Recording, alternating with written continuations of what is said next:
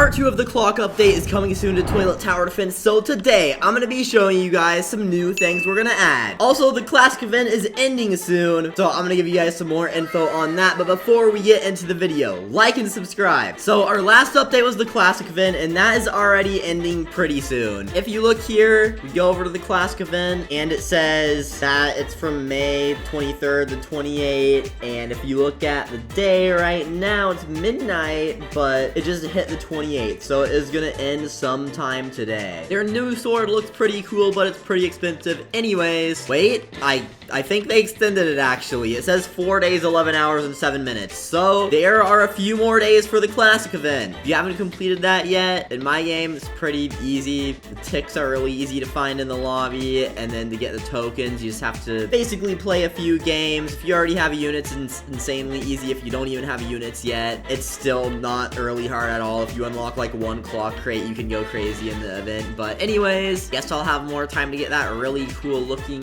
Cleos. But back to what I was saying about the update in Toilet Tower Defense. I may have gotten a little distracted. Actually, in the classic event, they didn't even update the description, but I guess they updated the timer in game, so oh no. So first thing, new thing in the clock event, you gotta teleport to the clock area first for me to show you guys. So if you come over to the clock event shop, you can actually see the whole event pass and everything. So I'm not gonna lie, I haven't really been playing clock event, but it says more tiers are coming soon in the clock event part 2 update. So that means we're gonna have 20 new tiers. It doesn't say right here how many tiers we're gonna have, but I've said 60 tiers before, and we only did 40 in this update. So the next 20 tiers are gonna include 19 normal or random things like crates, boosts, gems, coins, but on tier 60, there is going to be a new unit, and this new unit is pretty cool. I've already said what it does before. I don't remember if I showed it, but I'm gonna show it now. So here it is, the Scientist Clockman. This guy, well, we decided to do a part 2 for the update because not only does he give money like the Scientist, which is pretty easy to script because we already have scripts for that,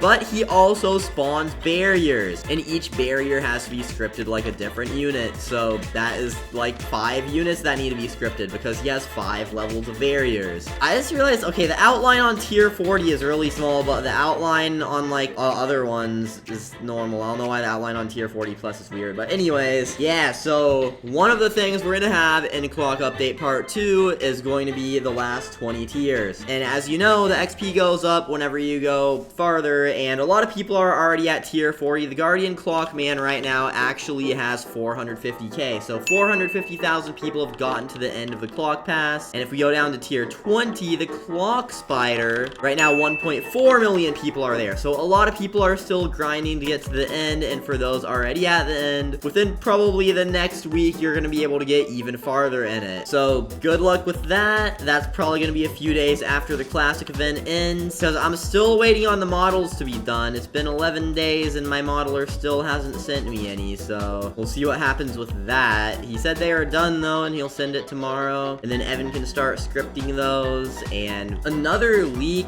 here is the Shadow TV man. You can see he looks pretty cool. He's pretty buff, and we actually missed this guy. We are gonna add him in the part 1, episode 70 part 3's update, but kind of missed him because he actually was only in the Fool episode. He wasn't in any other parts of the episode. So in the Fool episode, there's actually a little bit more than what's uploaded in the other parts, because normally in Skibidi Toilet episodes, there's like part 1, sometimes part 2 and 3, and then the Fool episode of all the other episodes combined together with a little bit of extra stuff in between. And this guy was shown for a little bit. His attacks are not too known, but I mean, he has blades on his arms, so he probably punches with the blades on his arms. And he also has a TV, so he's gonna do purple TV static, and it's nothing too crazy, so we're not gonna make him like a godly or exclusive or something. He's probably just gonna be a mythic. But what is gonna be crazy in this update,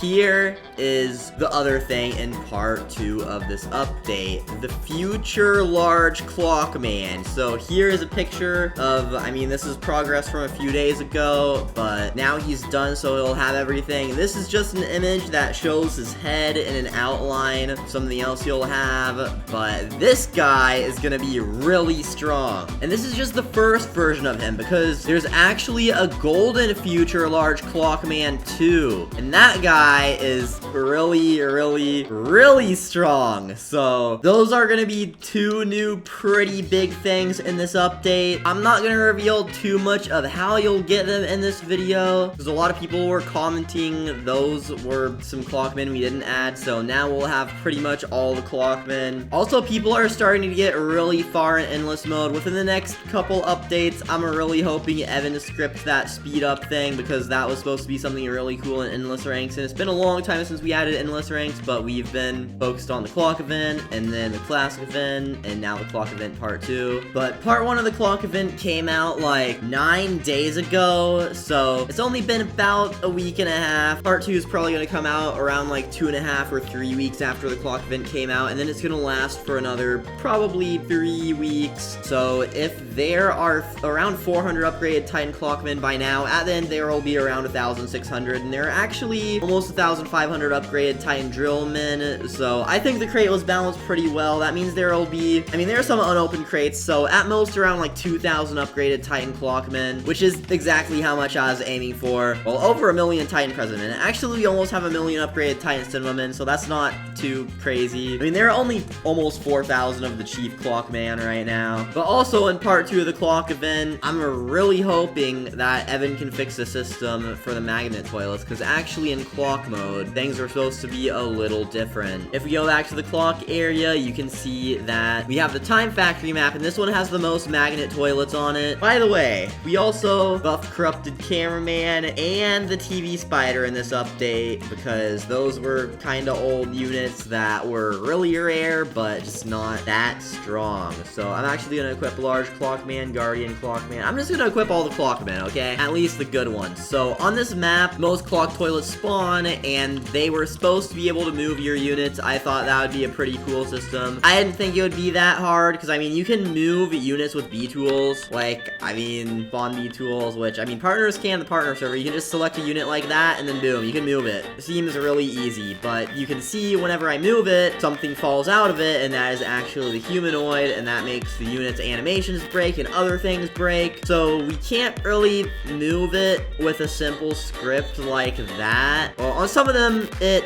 doesn't make it break. On some of them, it does. It's because, I mean, we don't really have any sort of system scripted where you're actually able to move units normally in the game. And that is because usually you just place units, sell them, and then you can place them again. So that entire system needs to be re-scripted for moving units to work, and Evan would need to re-script all of that. So it would definitely take some time. I don't know if that would be worth like an extra week to get the clock update part 2 out. Let me know what you think in the comments, because it would make the mode a little more fun. But I mean, that would kind of just make it harder. It is already out and people already beat it, so making it that much harder would just make it less efficient farm for those trying to get to the end of the clock pass. So we might not do that so that we're able to update faster, because then all that needs to be done are 3 units, the rest of the tiers, and then we're pretty much good. I'm gonna skip and put the alarm clock in so we don't die. But I was also thinking of another idea. We could add some sort of like special mode area where you could have something fun, because a lot of people seem to like Ohio mode. We had a vote if we should add Ohio mode back to the game, and a lot of people voted yes. So we could have like a limited time modes thing. Like most games have limited time modes. You could just have one and then have like a timer above it, and then it could get swapped out with another mode like